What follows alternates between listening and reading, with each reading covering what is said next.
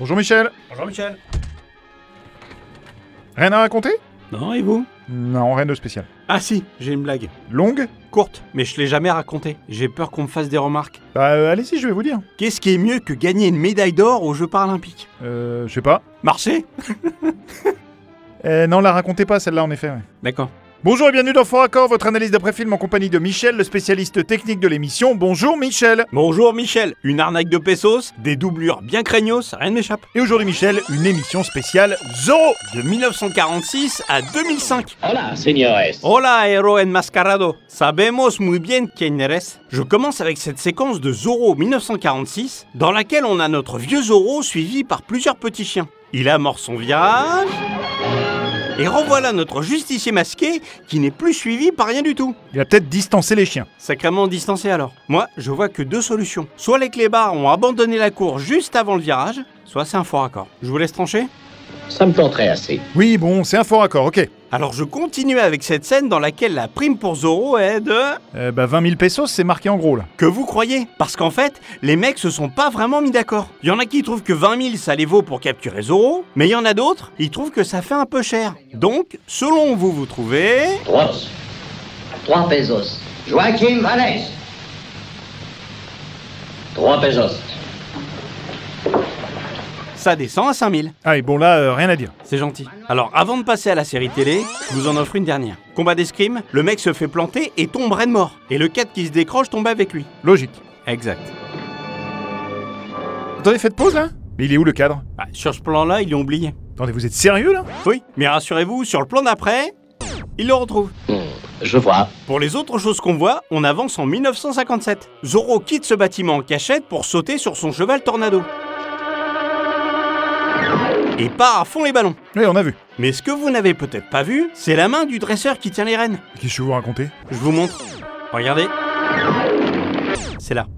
Ah là, c'est un truc de dingue ça. Hasta la vista. Pars pas tout de suite, j'en ai encore. Dans cette scène, Zorro part au galop. Et devinez quoi? Je sais pas, Michel. On voit la main du dresseur qui tient les rênes. Je crois l'avoir vu quelque part. Bah oui, en effet, vous venez de la faire, Michel. Non, c'est pas le même épisode. Quoi, ils ont réutilisé le même plan? En effet, en l'inversant. Et là, on a des champions parce que réutiliser un plan, d'accord, mais un plan avec une bourde, c'est du lourd. Je continue avec Zorro qui récupère son canasson, à qui il manque deux trucs importants. Ouais, comme la selle et les rennes. C'est ça. Mais comme c'est Zorro,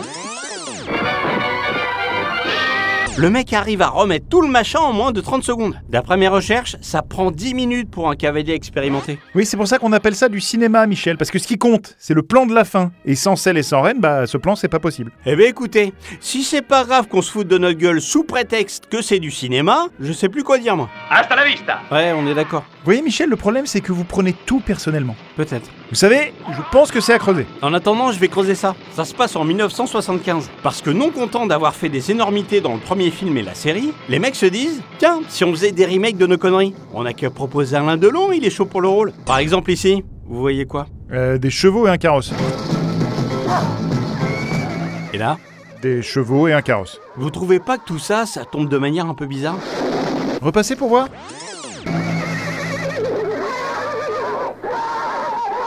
Attendez, c'est des jouets? Exact. Je vous la repasse encore une fois maintenant, vous savez.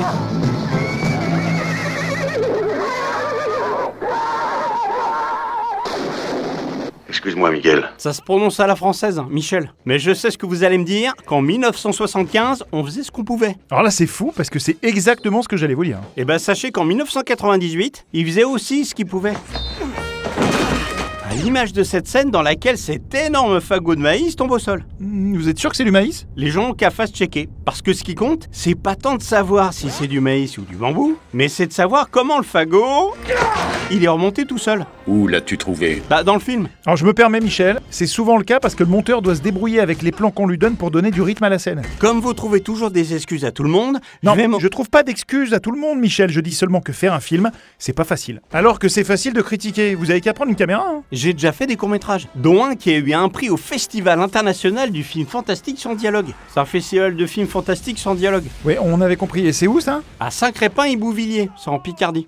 Je connais pas ça. Attendez, je regarde. C'est très coté. Mais vous foutez le mot ou quoi? C'est complètement paumé. Moyenne d'âge 89 ans, 699 habitants. 698 depuis ce matin. Mais il y a de très bons films dans lesquels vous verrez jamais ça. Banderas est poursuivi par des flammes qui enflamment de la poudre. Oui, jusque-là, scientifiquement, ça s'explique, Michel. Poudre qu'il n'a même pas eu le temps de verser, mais qui est déjà tracée devant lui quand il sort de la grange. Ah oui? Et qu'est-ce que c'est? Un faux raccord. Mais il n'y a pas que ça dans le film. Ils ont aussi des problèmes pour cacher des doublures. Regardez bien cette danse. Alors là, excusez-moi Michel, mais vous pouvez dire ce que vous voulez, c'est Antonio Banderas et Catherine Zeta-Jones. Là, peut-être, mais là, c'est moi qui m'excuse. Mais là, c'est des doublures. Et si j'avance un peu... Là? C'est des doublures. Sur tous les plans larges, quoi. Au revoir. Non, il m'en reste une avant de passer au film de 2005. Excusez-moi. Zorro porte des gants. Oui, comme à chaque fois. Pourtant, si vous regardez bien, lorsqu'il va lui prendre le chapeau des mains... Tac! Il a enlevé son gant? Non, c'est seulement sur quelques images, et il aurait pas eu le temps. Ensuite, on repart normalement. Au revoir, señorita. Allez, on prend les mêmes et on recommence. Je termine avec la légende de Zorro. Je mourrais d'impatience. Moi aussi. Pour commencer, on peut rappeler que le film se déroule en 1850. Oui, comme c'est marqué sur le carton du film d'ailleurs. C'est juste que c'est important pour moi qu'on soit d'accord sur les dates. Soyez rassurés, on est d'accord. Et vous voyez ces cintres? Ouais. Eh ben, ils ont été brevetés bien plus tard, en 1904. Enfin, nous voilà d'accord sur un point. Attends de voir ça. Dans l'histoire, il n'y a que le prêtre qui connaît l'identité de Zorro. Comme si la Californie pouvait vivre sans moi. Réveille-toi, Huevon. Je n'ai pas eu à sonner la cloche depuis 3 mois. Et qui a un code avec les cloches pour l'appeler. Oui, en effet. Alors, question? Aujourd'hui, vous vous unissez en ce temps et lieu pour l'éternité. Sachez résister avec tolérance à toute provocation. L'amour résiste, car il ne tient pas compte du mal. C'est qui sonne la cloche pour appeler Zorro, alors que le prêtre est en train de célébrer son mariage? Alors déjà, on dit pas c'est qui. Mais sinon, vous avez raison, Michel, il y a un problème de logique là. Je peux vous dire que s'il sort un autre film, il va peut-être falloir essayer de le réaliser sans ce genre de gaffe. Ça va demander du travail. Oui. Bon courage alors, en attendant, c'est la fin de cette émission, on se retrouve très bientôt pour un nouveau fort accord. Et j'aurai du lourd, du très lourd. Vous avez 2 petites minutes, Michel, pour discuter? Ça me fait très plaisir que vous preniez enfin Vous vous souvenez du test de personnalité qu'on a fait passer à tout le monde il y a 3 mois? Oui. Eh ben on a reçu les résultats, Michel. Alors je vous le dis tout de suite, il n'y a pas de bons ou de mauvais résultats, il y a juste des résultats. À la limite, si on doit classer, il y a des résultats normaux, anormaux, inquiétants et d'autres qui sont anormalement inquiétants. Et moi, je suis où? Ouais, je pensais que vous aviez compris là. Alors je vous lis la conclusion. Le sujet présente un trouble complexe de la personnalité combinant des traits paranoïaques, schizoïdes et schizotypiques avec une tendance antisociale et borderline. Ce tableau est aggravé par un état histrionique et narcissique, renforcé par une dépendance décompensée et associé à un trouble d'évitement et des comportements obsessionnels compulsifs. Et ça veut dire quoi? Que vous devez consulter, Michel. Un psychologue? Psychiatre, ce serait mieux. En hôpital, par exemple, ou en clinique. Regardez là, ce prospectus. C'est une petite clinique où vous serez... Vous voulez me faire interner? Alors moi non, mais c'est la direction qui veut. Alors moi j'ai pas voté pour, si vous posez la question. J'ai pas voté contre non plus, mais j'ai pas voté pour, Michel. Mais je comprends pas. Regardez, ces messieurs en blanc vont vous expliquer, Michel. Ça va bien se passer.